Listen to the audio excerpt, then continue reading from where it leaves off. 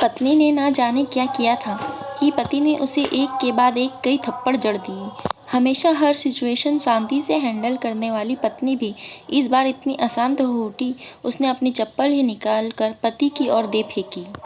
चप्पल पति के बालों को छूते हुए निकल गई। ये किस्सा यहीं खत्म हो सकता था, मगर पति ने इसे अपनी मर्दानगी का विषय बना लिया और बद से बदतर होती चली गई।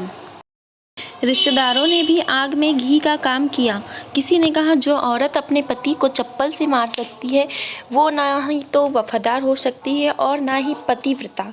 ऐसी औरत परिवार ही नहीं पूरे समाज पर कलंक की तरह है। बीवी के पक्ष वाले कहाँ पीछे रहने वाले थे। किसी ने कहा, 21वीं सदी में भी जो स्त्री के साथ मारपीट करते हैं उन्हें तो जेल भेज देना चाहिए। तो कोई कहता, जरूर उसको कोई और पसंद आ गई होगी, इसलिए अब पत्नी से मारपीट करने लगा है।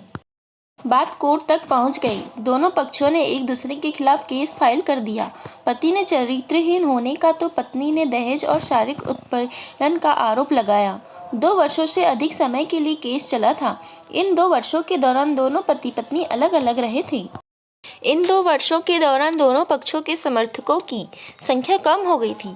पहले जहां दोनों पक्षों में समर्थकों का समूह होता था, अब गिने चुने लोग रह गए थे।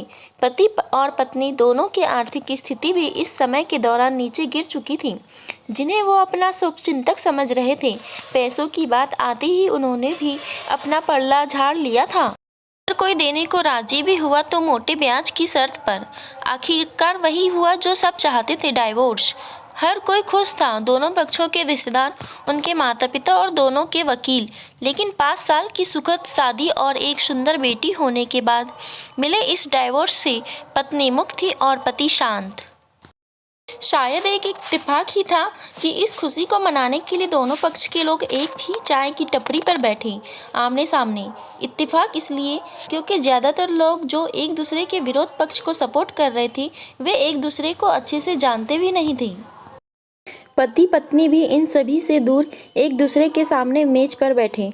पत्नी ने पति से कहा, अब तो खुश होंगे ना, तुम्हारे मन की जो हुई है। मुबारक हो, तुम भी तो आज जीत गई हो। मुझसे तलाक तो तुम्हें भी मिल गया है। Congratulation to you too. पति ने कहा, तलाक को तुम जीत का प्रतीक समझते हो? पत्नी ने पूछा। पति चुप रहा। थोड़ी देर की शांति के बाद पति ने कहा, मुझे तुम्हें 5 लाख रुपए अभी और हर महीने 8,000 देने का आदेश है। अभी मेरे पास पैसे नहीं हैं, इसलिए हमारा मतलब मेरा जो सिटी में फ्लैट है उसे तुम्हारे नाम कर देता हूँ। पत्नी बोली, लेकिन उस फ्लैट की कीमत तो 18 लाख की है। हाँ, लेकिन हमारी बेटी तुम्हारे साथ है और आगे जाके उसके खर्चे भी बढ़ेंगे, तुम्हें थोड़ी आसानी होगी। पति ने कहा, नहीं नहीं, मुझे सिर्फ 5 लाख ही देना और तुम हर महीने 8,000 तो देने ही वाले हो। मैं मैनेज कर लूँगी। अगर 5 लाख नहीं है तब भी कोई बात नहीं, पत्नी बोली। वो फिर से शांत हो गए। पति सोचने लगा, कितनी भोली और समझदार है ये औरत जो कुछ समय पहले तक मेरी पत्नी थी और अब अनजान। ये वही है जो कम से कम खर्चे में घर चलाती और पैसे बचाकर मेरे जन्मदिन और बर्थडे पर हमेशा मेरे लिए नए कपड़े खरीद लाती। कभी बीमार भी हो जाती तो पैसे बचाने के लिए मुझे मालूम न होने देती और घरेलू नुस्खों से अपना इलाज कर लेती। मगर घर में कोई और बीमार होता तो तुरंत डॉक्टर के पास लेकर जाती। मेरी ही मति मारी गई थी। ये मैं ही अपनी झूठी मर्दानगी के चक्कर में इतनी बड़ी गलती कर बैठा। पत्नी के दिमाग में भी उथल पुथल चल रही थी। अभी भी वैसा का वैसा ही है। पहले भी खुद से ज़्यादा हमारे बारे में सोचता था और अब भी वही कर रहा है। ये वही आदमी है जो मुझे एक्सीडेंट से बचाने के लिए खुद मोटरसाइकिल के आगे कूद पड़ा था और अपनी उंगली तुड़वा बैठा था। पता नहीं कौन सी मनहूस घड़ी में मैं झगड़ा कर बैठी। पति ने मौन तोड़ते हुए पूछा, अब तुम्हारी कमर का दर्द कैसा है? ज़्यादा तकलीफ तो नहीं होती? पत्नी हल्का सा मुस्कुराई और बोली, अभी भी होता है। अब तो पेट में भी क्रैम्प उठते हैं। वो तो होगा ही। तुम योगा या कसरत भी तो नहीं करती हो। अब किसी गायनिकोलॉजिस्ट को जरूर दिखा देना। पति ने कहा, तुम बताओ, तुम्हारा अस्थमा कैसा है अब? क्या अब भी दौरे पड़ते हैं? पत्नी ने पूछा।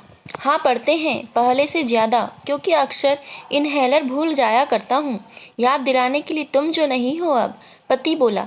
पत्नी की आंखों में आंसू आ गए। वो बोली, तुम्हें मेरे चरित्र पर सवाल नहीं उठाने चाहिए थे, तो ये परिस्थिति आती ही नहीं। हाँ, मैं जानता हूँ, तुम बहुत अच्छी हो। मुझसे गलती हो गई, बहुत बड़ी गलती।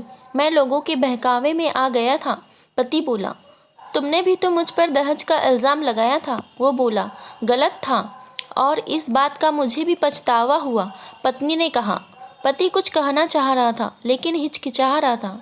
पत्नी ने पूछा, तुम कुछ कहना चाहते हो? वो बोला, क्या सब पहले जैसा नहीं हो सकता? क्या मतलब? पत्नी बोली, मतलब कि हम फिर से पहले की तरह पति पत्नी बनकर, सच्चे दोस्त बनकर नहीं रह सकते? पति बोला, पर ये डाइवोर्स के पेपर दिखाते हुए पत्नी ने कहा। फाड़ देते हैं, पति ने अपने पास रखे डाइवोर्स के पेपर फाड़ते हुए कहा। पत्नी ने भी अपने पास रखे पेपर फाड़ दिए। सभी हैरान थे, वकील, रिश्तेदार और माँ बाप। पति पत्नी दोनों एक दूसरे के हाथ में हाथ पकड़े अपने घर की तरफ चले गए। दोस्तों, ये कहानी उन हर पति पत्नी के लिए बड़ी सीख है जो छोटी छोटी बातों पर लड़ते हैं और इन झगड़ों को बड़ा बना के अलग होने का डिसीजन लेते हैं। प्यार और झगड़ा तो एक सिक्के के दो पहलुओं की तरह है। दोनों को स्वीकार करना होगा, तभी ये पवित्र रिश्ता उसकी मंजिल तक पहुंच पाएगा।